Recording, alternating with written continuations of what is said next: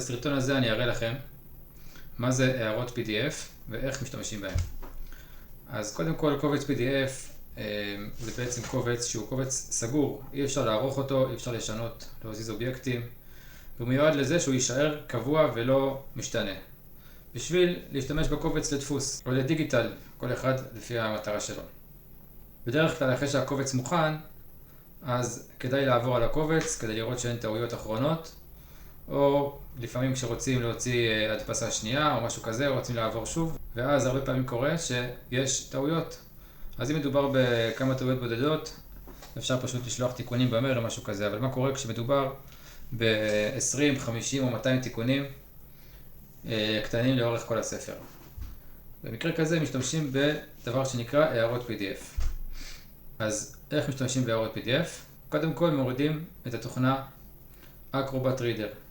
הולכים לגוגל, מקלידים Adobe Acrobat Reader, נכנסים לקישור הראשון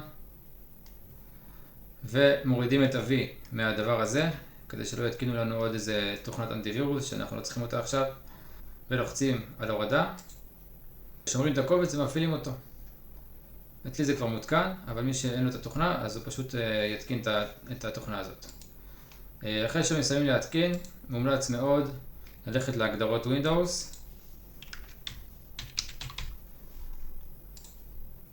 להיכנס לאפליקציות, לכאן לאפליקציות המוגדרות כברירת מחדל, ולכתוב כאן PDF, לבחור את זה, נקודה PDF, שזה בעצם אומר לי מה המערכת ההפעלה תעשה עם כל קובץ PDF. אני רוצה שכל קובץ PDF תפתח בתוכנה הזאת. אז אני לוחץ כאן, וכאן אני בוחר את התוכנה. אצלי זה כבר בחור, אבל מי שלא, שיבחר את התוכנה שהרגע התקנו. זה נראה ככה בצבע אדום, Adobe Acrobat. והגדר ברירת מחדל.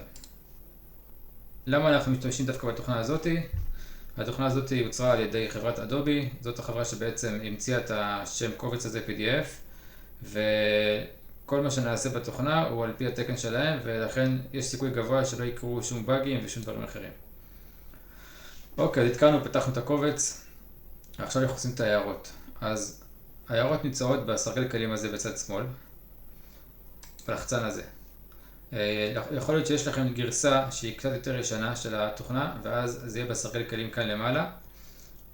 משהו בסמל שנראה דומה לזה, שיהיה כתוב comments, הערות. בגרסאות החדשות זה כאן. אז יש כמה סוגים של הערות, אני אעבור אחד אחד ויראה לכם מה המטרה של כל הערה. הכלי הראשון, add comment, זה פשוט מוסיף בלון באיזשהו מקום, לא משנה באיזה מקום בקובץ. אפשר גם להזיז אותו מאוחר יותר, למשל זה יכול להיות רלוונטי נגיד לתמונה או משהו כזה. שם בלון ולוחץ כאן בשביל להכניס טקסט. לצורך הדוגמה, נא להחליף לתמונה מספר 5. אוקיי, זה סוג אחד של הערות.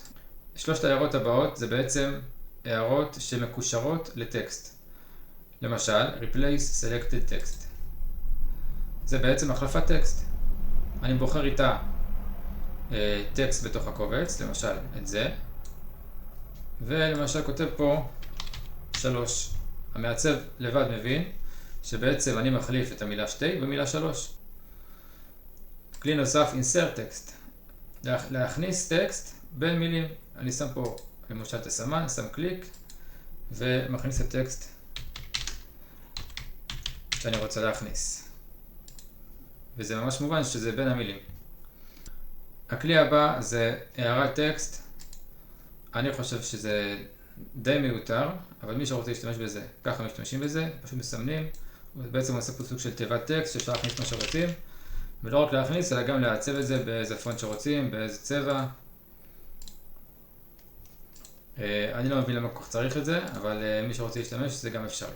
יש פה גם אוסף קובץ, זה פחות רלוונטי בהגהות על קבצים.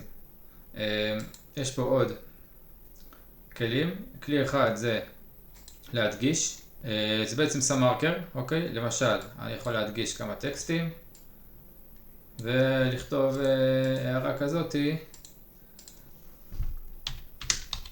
נא להדגיש את כל מה שמסומן. אוקיי, הכלי הבא זה underline, זה סימון מסוים שהוא גם כן לצורך ההגעה.